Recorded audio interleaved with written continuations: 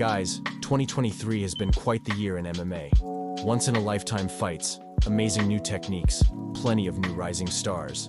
The sport has grown in an amazing way, and along with it, the largest organization in the UFC. An aspect that demonstrates this growth is all the new title holders, showing that people are still getting better and dismantling well-established champs to gain the throne. If the cycle of growth continues, at least a couple of our current champions will be dethroned, just as they had done to their predecessor. Come with me, and we'll take a look at the fighters that have the best shot at attaining the throne, and who will defend the crown and etch their marks in history.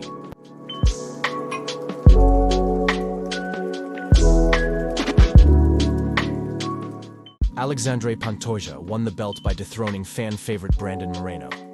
Given that he was swept in the trilogy, Moreno might have a hard time getting an immediate rematch. Moreno is currently scheduled to fight Brandon Royval on February 24th, after Amir Albazi pulled out of the fight. I think that Moreno will most likely beat Royval and probably fight Pantoja again. If not, he will get rebooked to fight Albazi. One way or another, I see Albazi fighting for a title by the end of the year. Whether he has to go through Royval, Moreno, Kai, or anyone else, he's probably coming out on top. He's been unstoppable in his UFC career, showing a diverse skill set with finishes on the feet and on the ground. With that in mind, I don't think it's a stretch to say Albazi is the champion at the end of the year.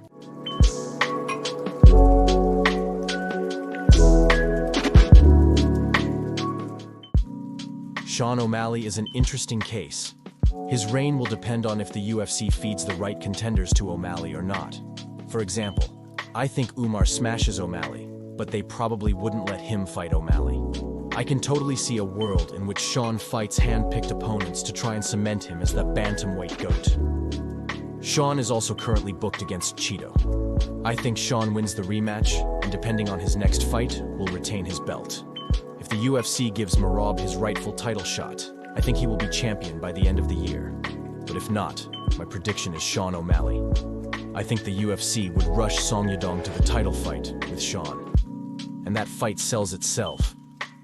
In order to keep the stakes of the video afloat, I think Merab will become undeniable after crushing Henry. And then he will most likely fight and 50-44 Sean O'Malley in a well-deserved title fight.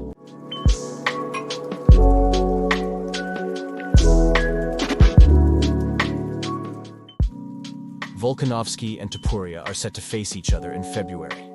I think the damage Alex sustained in his Makhachev fight, as well as a weight cut down to 145, will seriously impede his ability to take damage. This leads me to think that Topuria probably knocks him out. I think Ilya will win their fight, and the question is, does Volk win in a rematch, or even have a rematch with Ilya?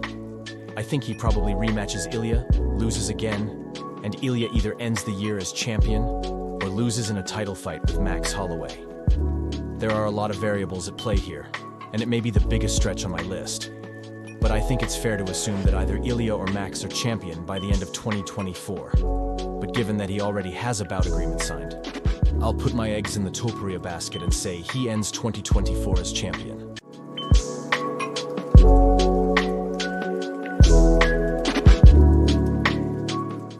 I don't think there is an active lightweight that will beat Islam.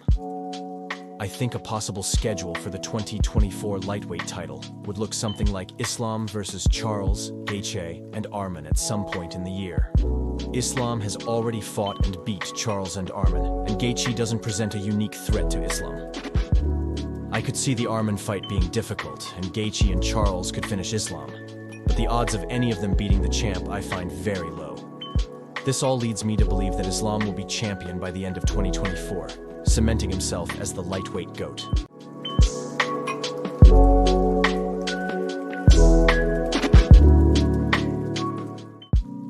Leon just defended his belt against Colby, and I think he'll be more active next year. I think he's demonstrated an adequate skill set to beat the two likely next title contenders, Bilal and Shavkat. I think Shavkat has a better chance at beating Leon. But if Leon can sharpen up his wrestling even more in a camp for Bilal, he'd be quite the matchup for Shavkat. The last possible component is if Islam moves up to fight Leon, in which case I think Islam wins. But the odds of that seem slim to me next year. So I'll say in the end, Leon remains champion. And at that point, his legacy would be even better than Usman's.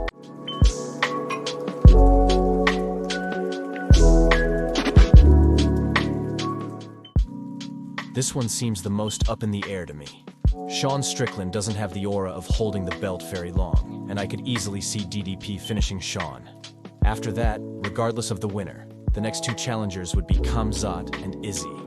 A fight between Dricus or Sean, between either of these two, is very hard to narrow down. I like going with the long shot, and his aggressive nature, along with his size and strength, make me think that Dricus has the best shot of coming out on top in this round robin. So I'll say Dricus holds the belt this time next year. Sorry to all the Chimaev fans out there.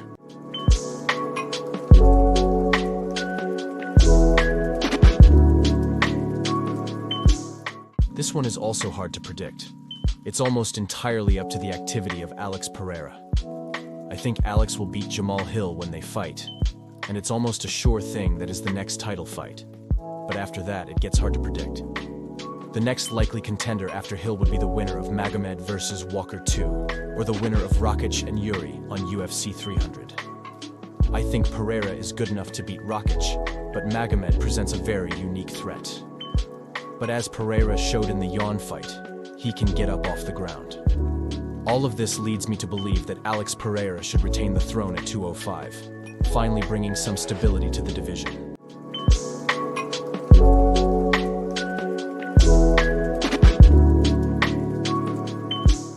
This division seems almost too easy to predict, but there are a couple factors at play. First off is if John Jones fights. If he does, I think he'll only fight once against Stipe and retain his belt. However, he'll most likely retire after that fight. Regardless of John Jones, I think Tom Aspinall is too big, powerful, fast, and smart to be beaten by any heavyweight. His skill set is miles above the rest, so I think he'll turn interim gold into an undisputed reign. Thanks for sticking around, guys. Let me know what you think of this video, and maybe leave some ideas in the comments. Also, let me know what you didn't like, so I can make these better in the future. See you guys later.